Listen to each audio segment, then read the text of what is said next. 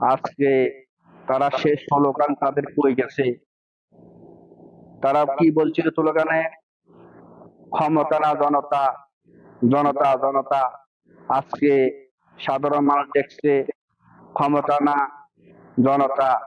আজকে দেখছে মানুষে তাদের কোটি কোটি টাকার সে ক্ষমতার অপব্যবহার। তারা আজকে বিভিন্ন এনসিবি সন্ত্রাসী বাহিনীরা সাধারণ ব্যবসায়ীদেরকে, আমাদের আওয়ামী লীগের ব্যবসায়ীদের থেকে কোটি কোটি টাকা দাবি করে। না দিলে তাদেরকে আওয়ামী লীগের খুনি বলে, নিরীহ ছাত্রদেরকে খুনির ট্যাগ লাগিয়ে তাদেরকে হত্যা করা হয়। তার নিন্দা আমরা বাংলাদেশ প্রবাসী আওয়ামী লীগের থেকে করি। আজকে আপনারা জানেন আমাদের আজকে 11 মাস এই দেশে আইন শৃঙ্খলা বলতে কিছু নাই। যারা সাধারণ পুলিশ হত্যা হয়েছে তাদের বিচার আছে বাংলার মাটিতে হয় না। সবচেয়ে বড় দুঃখ, সবচেয়ে বড় 1971 সালে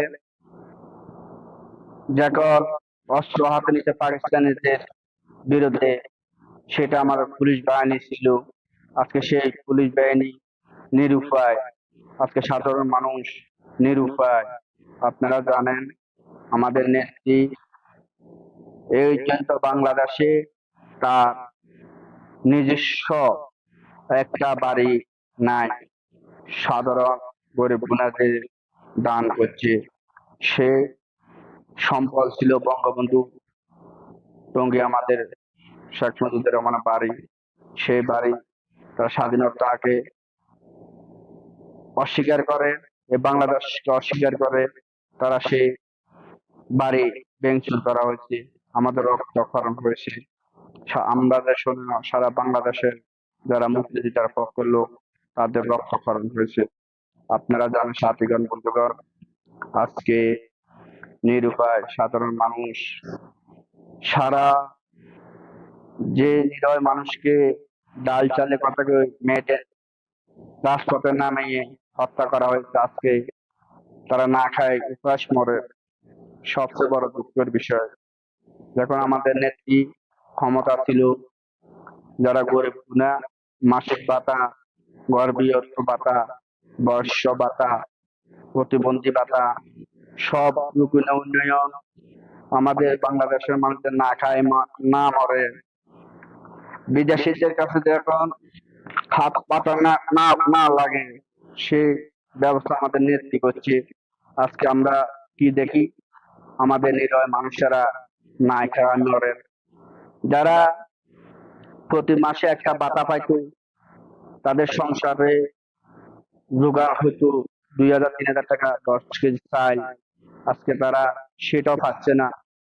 সে ভাতা বাজেট কোটি কোটি টাকা শুধু এনসিবি জঙ্গি বাহিনীর আত্মসাৎ করে আজকে বিদেশে প্রচার করে। আজকে কোটি কোটি টাকার গাড়ি দিয়ে তারা চলাইরা করে। আপনারা জানেন বন্যার কত হাজার কোটি টাকা আত্মসাৎ করছে।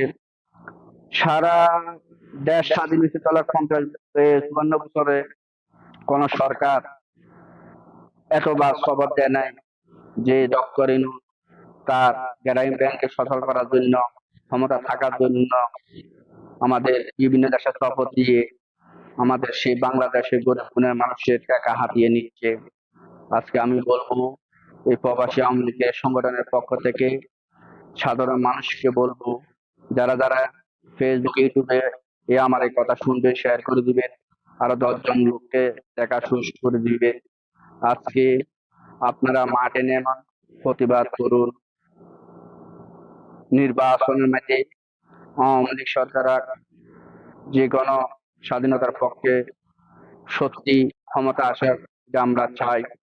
আজকে আপনারা জানেন জামাত শিবির 1952 সাল বাংলাদেশের বিপক্ষ ছিল, এখনো আছে। তারা নাকি 71-এর যুদ্ধ দেখে নাই, 24-এর যুদ্ধ দেখছে।